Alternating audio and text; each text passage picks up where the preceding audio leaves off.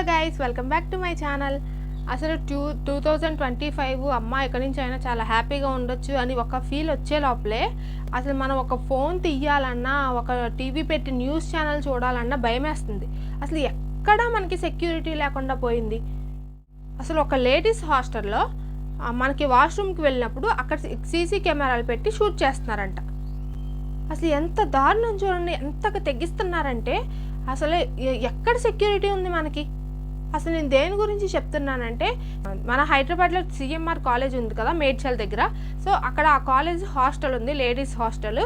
So ఆ ladies హాస్టల్లో ఇది జరిగిందంట. ఇప్పుడు 31st నైట్ వీళ్ళ హాస్టల్లో అందరూ డీజేలు పెట్టుకుని పార్టీ చేసుకున్నారనమాట. సో అది అయిపోయిన తర్వాత ఒక అమ్మాయి వెళ్ళి వాష్రూమ్కి వెళ్ళిందంట. ఆ వాష్రూమ్కి వెళ్తుంటే ఆ వాష్రూమ్లో తనకి సీసీ కెమెరాలు కనబడినాయి అంట. సో కనబడినాయి అని చెప్పి వెంటనే వెళ్ళి హాస్టల్ వార్డెన్కి కంప్లైంట్ ఇచ్చిందంట. ఆ హాస్టల్ వార్డెన్ పేరు ప్రీతి అనమాట. సో ఆవిడ కంప్లైంట్ ఇస్తే ఆవిడ పట్టించుకోలేదంట. తర్వాత ఆ అమ్మాయి ఏం చేసిందంటే వెళ్ళి వాళ్ళ పేరెంట్స్ని తీసుకొచ్చి అడిగిందంట. సో అప్పుడు ఏం చెప్తుందంటే, అక్కడ వాళ్ళు ఏదో వ్యాపార చాక్లెట్స్ ఏవో తినేసి అటువైపు నుంచి పడేసి ఉంటారు, అంతే, అంతకుమించి ఏం లేదని చెప్పి కవర్ చేసింది. ఆ అమ్మాయి చెప్పింది నిజమే అని చెప్పడానికి అక్కడ ఆ వెంటిలేటర్ పైన, అంటే ఇప్పుడు మనకి బాత్రూమ్స్లో విండోస్ ఉంటాయి, కొన్నిటికి నెట్ పెడతారు, కొన్నిటికి గ్లాసెస్ పెడతారు కదా, ఆ గ్లాసెస్ ఉన్నాయన్నమాట.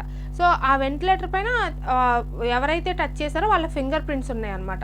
సో కెమెరా తీస్తారు కదా, సో వాళ్ళ ఫింగర్ ప్రింట్స్ ఉన్నాయి. అప్పుడు ఇదే విషయాన్ని వార్డెన్కి చెప్తే వార్డెన్ అంటుందంట, అదేం కాదు, వాళ్ళు చాక్లెట్ వ్యాపర్స్ ఏయో తినేసి ఆ చాక్లెట్స్ని బయట పడేశారు, అంతే, అక్కడ ఎవరు వచ్చి సీసీ కెమెరాలు పెట్టలేదని చెప్పిందంట.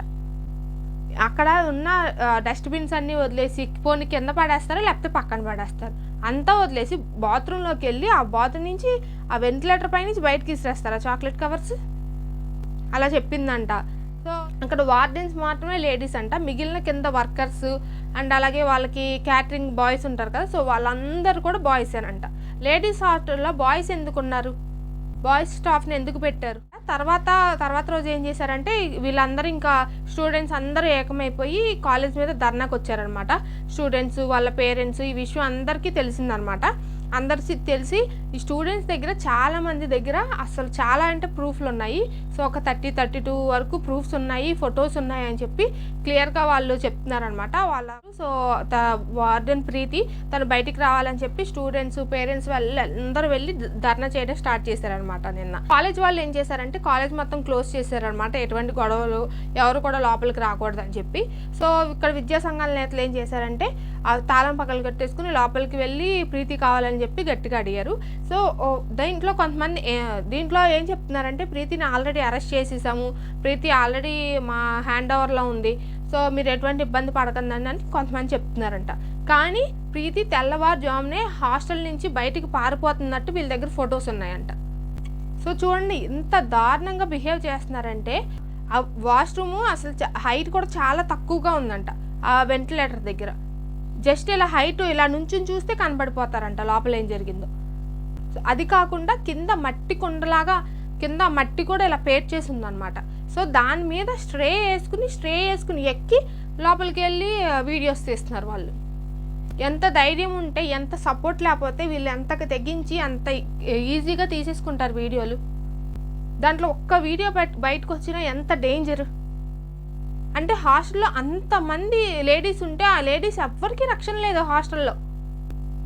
ఇంకా ఏ ధైర్యంతో పంపుతారు హాస్టల్లోకి పిల్లల్ని చదువుకోవడానికి?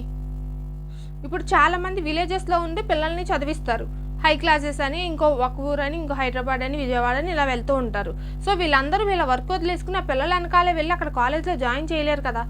అలాంటప్పుడు ఏం చేస్తారు, హాస్టల్లో జాయిన్ చేస్తారు. అప్పుడు ఈ హాస్టల్లో ఎక్కడైనా సెక్యూరిటీ ఉందా? బాయ్స్ హాస్టల్లో సీసీ కెమెరాలు అన్నీ ఉన్నాయి, అన్నీ వర్క్ చేస్తున్నాయంట. గర్ల్స్ హాస్టల్లో 2 సీసీ కెమెరాస్ ఉన్నాయంట. దాంట్లో ఒక సీసీ కెమెరా నిన్న నైట్ నుంచి మొత్తం మిస్సింగ్, మాయం చేసేసారంట. ఇంకో కెమెరా ఏమో ఇలా కిందకి బెండ్ అయి ఉందంట. ఇదేనా లేడీస్ హాస్టల్లో వీళ్ళు ఇచ్చే ప్రొటెక్షన్? 1 lakh చేంజ్ అయితే వీళ్ళకి హాస్టల్ ఫీజు అనమాట. ఆ ఫీజు మాత్రం గర్ల్స్ హాస్టల్లో ఉండే వాళ్ళందరూ ముందు కట్టేయాలంట. బాయ్స్ హాస్టల్లో మాత్రం ఇన్స్టాల్మెంట్లో కట్టొచ్చంట. ఇది ఎక్కడ రూలు? అదంతా ఆన్లైన్ కూడా చేయించుకోరంట, అంతా ఆఫ్లైన్ పేమెంటే కట్టాలంట. చూడండి, ఇవన్నీ వింటుంటేనే చాలా తప్పు జరుగుతుందని మనకు అర్థమవుతుంది కదా. ఎంత క్లియర్గా కనపడుతుంది ఇదంతా ప్లాన్ ప్రకారమే జరుగుతుందని. సో ఎందుకు ఇలా చెయ్యాలి? ఎందుకు అమ్మాయిల జీవితాలతో ఆడుకోవాలి? వాళ్ళ వీడియోలు బయటకు వస్తే వాళ్ళకి ఎంత పరువు నష్టం, వాళ్ళు చెయ్యని తప్పుకు కూడా వాళ్ళు ఎందుకు శిక్ష అనుభవించాలి? ఎందుకు ఇలా చేస్తున్నారు? మళ్ళీ బెదిరిస్తున్నారంట, ఇంకో 4 years మీరు ఇక్కడే ఉండాలి, మీరు ఏమన్నా బయటకు పెడితే అప్పుడు మీ సంగతి ఉంటుంది అని చెప్పి ఇంకా బెదిరిస్తున్నారంట. ఇది ఎంతవరకు కరెక్ట్? సమాజంలో ఆడవాళ్ళు పైకి రావద్దా? ఉన్నత చదువులు చదువుకోవద్దా? ఇంకా హాస్టల్లోకి రావద్దా? మరి ఇంత దారుణంగా తయారవుతున్నారు. సో వీళ్ళందరికీ మాత్రం ఖచ్చితంగా శిక్ష పడాలి. సో తప్పు ఎవరు చేసినా సరే ఖచ్చితంగా శిక్ష పడాలి. ఒక 4-5 members దాకా వీళ్ళ పోలీసులు కస్టడీలో ఉన్నారని చెప్తున్నారు. అక్కడ హాస్టల్ వార్డెన్ మాత్రం చాలా అంటే చాలా పెద్ద తప్పు. సో స్టూడెంట్స్ అందరూ కూడా అదే చెప్తున్నారు. సో ఆవిడని బయటికి తీసుకురావాలి, పోలీసులు కస్టడీలో ఉన్న వాళ్ళని ఆవిడని మాకు చూపించాలి, అప్పుడే వాళ్ళు మీ దగ్గర ఉన్నారని నమ్ముతామని చెప్పి అంటున్నారు స్టూడెంట్స్. సో ఒక్కొక్కరి దగ్గర చాలా ప్రూఫ్స్ అయితే ఉన్నట్టు అవన్నీ మీడియాతో అయితే చెప్తున్నారనమాట. సో ఇప్పుడు ఈ హాస్టల్లో ఇది బయటకు వచ్చింది కాబట్టి సరిపోయింది, ఇంకా ఇలా చాలా లేడీస్ హాస్టల్స్ ఉంటాయి. సో అక్కడ పరిస్థితి కూడా మొత్తం అన్నిటినీ కూడా ఎంక్వైరీ చేయాలని చెప్పి నేను కోరుకుంటున్నాను. ఇలా ఎక్కడైనా జరుగుతున్నా సరే అమ్మాయిలు వెంటనే దాన్ని క్వశ్చన్ చేయాలి. సో క్వశ్చన్ చేస్తేనే ఆ ఇష్యూ బయటకు వస్తుంది. మనం అక్కడ భయంతో ఉంటే మనల్ని ఇంకా భయపెడతారు. సో ఇలా ఇష్యూ అనేది బయటకు వస్తేనే దానికి ఒక సొల్యూషన్ దొరుకుతుంది. కాబట్టి ఎవ్వరు కూడా భయపడకుండా ఏదన్నా జరిగితే వెంటనే ఆ ఇష్యూని బయట పెట్టండి. దీని మీద అయితే కమిషనర్ గారు అయితే సీరియస్గానే ఉన్నారనమాట. సో చూద్దాం, మరి ఇన్వెస్టిగేషన్లో మనకి నిజంగా ప్రూఫ్స్ అన్నీ తెలుస్తాయి. సో తర్వాత ఆ గ్లాస్ మీద ఉన్న ఫింగర్ ప్రింట్స్ని కూడా మొత్తం చెరిపేశారనమాట. సో ఆ ప్లేస్ని మొత్తాన్ని అక్కడ ఉన్న వాటిలన్నిటిని కూడా తీసేశారనమాట అక్కడ. సో ప్రూఫ్లు ఏమీ లేకుండా చేద్దామని. అండ్ అలాగే ఫోన్తో కూడా షూట్ చేశారనమాట. ఆ ఫోన్ ఏమైందంటే ఆ ఫోను పట్టుకున్నారనమాట వీళ్ళు. ఆ ఫోన్ పట్టుకుంటే దాంట్లో కనీసం ఫోన్ అనే యాప్ కూడా లేదంట, అసలు యాప్సే లేవంట. అసలు యాప్స్ లేకుండా ఫోన్ ఎందుకు ఉంటుంది? ఈ ఇష్యూలో వెనకాల ఎవరున్నా సరే వాళ్ళకి తప్పకుండా శిక్ష పడాలి. ఇప్పటి వరకు నేను చెప్పిన పాయింట్స్ అన్ని కరెక్ట్గానే చెప్పానని మీకు అనిపిస్తే ప్లీజ్ నా ఛానల్ని సబ్స్క్రైబ్ చేసేసుకోండి. అలాగే పక్కన ఉన్న బెల్ ఐకాన్ యాక్టివేట్ చేసుకోండి. నా వీడియోని లైక్ చేసేయండి, మీ ఫ్రెండ్స్కి కూడా షేర్ చేయండి. సో ఇలా షేర్ చేయడం వల్ల ఈ విషయం ఇంకొక 10 మందికి తెలుస్తుంది. సో వాళ్ళకి కూడా యూజ్ అవుతుందని నేను అనుకుంటున్నాను. సో ప్లీజ్ దయచేసి సబ్స్క్రైబ్ చేసుకుని షేర్ చేసేయండి. Okay, bye.